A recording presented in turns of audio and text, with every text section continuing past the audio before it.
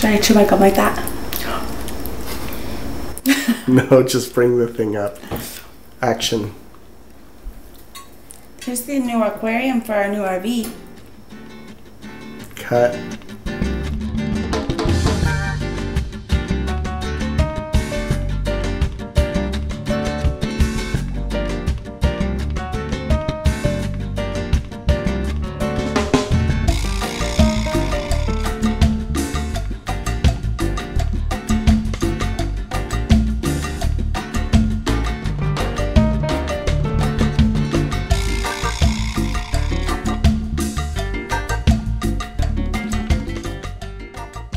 Hi, I'm Chris Kulich, the producer of Chris and Amy Move Out.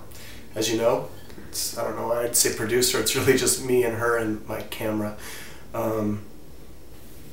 Having some ice cream here, good stuff. So, 3 things that people have asked me while I'm doing this. Number 1, why do you want to move out of your house and into a little RV? 2, why do you constantly bring up Christianity when this documentary could easily have nothing to do with Christianity? And 3, if you and Amy are Christians, then why are you living together and not married? So why move out? Well, here's the deal.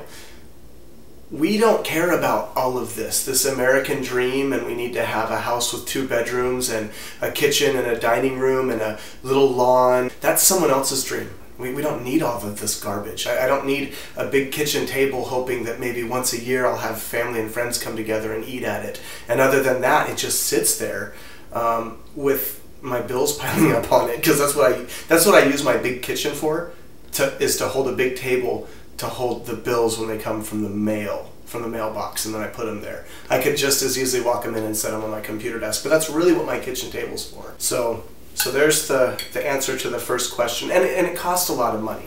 We're not able, that's good. We're not able to make any kind of a savings happen while we're paying for all this stuff. And in this house, the air conditioning doesn't work, the heater doesn't work. I mean, it works, but it doesn't work very good. It gets 115 degrees down here in the Sacramento area. Well, guess what? That means that my house with the air conditioning on all day is going to cost me about $300 a month. And it's going to make my house about 98 degrees inside. So it'll be just as miserable. RV, here we come. All right, we're live. And that ain't no jive. I can't believe you laughed at that. If the camera wasn't on, you would tell me that was stupid. It's stupid, absolutely. All right. So, you got to tell me what you did today. Hi. I have a cold, so I don't sound very good on here. I sold the safe today. The gun safe? Yes. I sold the bedroom entertainment center and that thing that has your stuff on it. Your motorcycle gear on it. It looks really good. Oh, it's gone? Yeah, it's gone. Yeah, it looks good without it. Oops. Oh, my stuff's just on the ground? Just that is. I put your helmet. Ah! Okay, so question number 2. Do I have something on my face? What happened to your bedroom?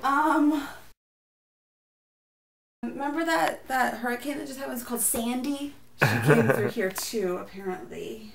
Even though this is a documentary, we still wanted to have fun. So I even have my lights out here right now, my nice lights. And this is a prop. This watch doesn't even work. I just put it on because it makes me look classy.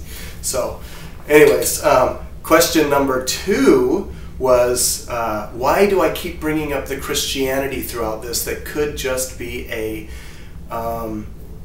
nice little documentary about moving out of the big house into a little house? And we know there's lots of other little documentaries about that. We're not the only people doing this. There's the whole tiny house movement. Lots of people moving into RVs. Lots of people building their own small houses.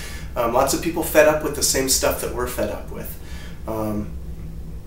So the reason I bring up Christianity constantly is a couple reasons. I am a Christian, and I would say that Christianity dominates our entire life. And I think that if you are a saved believer following Jesus Christ, truly saved, you've repented and had Jesus as your Lord and Savior, and you believe on him, it will dominate your life. I think that once that happens, I would question my salvation if I went back to watching secular TV shows and listening to secular music on the radio station and going out to Hollywood movies. Those things are sinful in the eyes of God. They're sinful in our eyes.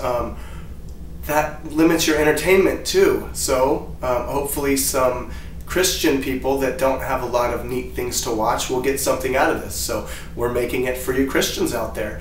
And more importantly than that, what if one person out there isn't a Christian and gets faith out of this? I don't know why. I wouldn't say that we're a shining example of Christianity, and I don't think that we're people to be emulated. All we're doing is just living our lives. But faith comes by hearing, and we talk about it, and we put little Bible verses in there. So we don't know how God works.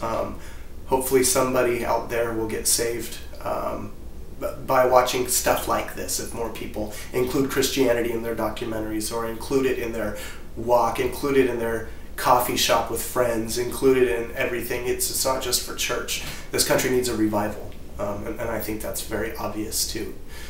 Even to non-Christians, I think it's obvious this country needs something, and I don't think that socialism's going to fix it for you. All right, so status update. We are selling off everything, and we've made a big mess. Oh, yes, thank you. That's from what you sold today? Yeah. We'll talk about how much it is off camera. All right, question 3. All right, Chris and Amy, if you're Christians, why are you living together and you're not married? That's a good point, and it's not something we're real happy about. Before I was a Christian and before Amy was a Christian, we lived together. Since then, we've become saved. So now we live in 2 separate bedrooms in the same house. Although it could be maybe possible for us to live separately until we do get married, it would be more than inconvenient. It would be very difficult. Amy doesn't have an income or a family she can stay with or anything like that. And I can't afford to pay for us to have separate houses at the same time right now. It's pretty impossible. All we can do is stay in separate bedrooms and try and keep a roommate dynamic, even though we don't suggest that for other Christian couples. And when we move into this RV, same thing. We need an RV that has more than one bed. Luckily, every single RV I can think of, unless it's been heavily modified, has more than one bed because they're made for camping. So we will be doing the same thing. As of right now, we plan on getting married in the very near future, but we just have a roommate dynamic going on right now. We're very careful about how we interact with each other. We'll spend it all on new stuff. Shoes. I'm not wearing any shoes. That's my bin of shoes. We could buy you a bass guitar so you could play bass. Yeah, dun, dun, dun, dun, dun, dun, dun, like that. Yeah. All right, so good news today. You did a good job. I got a voicemail back from that place. Remember the big country place I was telling you about? The country motorhome place? The RV space. That guy had there was a picture of the lake on the front, and That's going to be a big mud pit out there. But I called, and he called me back finally. I have to call him back tomorrow. Can we afford to live there? It's $500 a month, plus storage, or including storage. Possibility. Oh, that's pretty good. Well, somebody else will get that by the time we have a motorhome. I don't know, we'll have to call and find out tomorrow.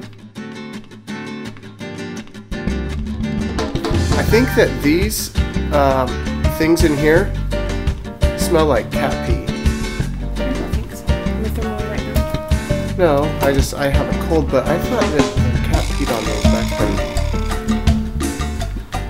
I do not smell cat pee. I thought Bandit peed on them when he was a kitten. I can't believe those have re-emerged. I thought they were thrown away. Well, I will sniff them up once I don't have a cold, and if they don't, I will know if there's like how sharks can smell one drop of blood in a million gallons. I can smell cat pee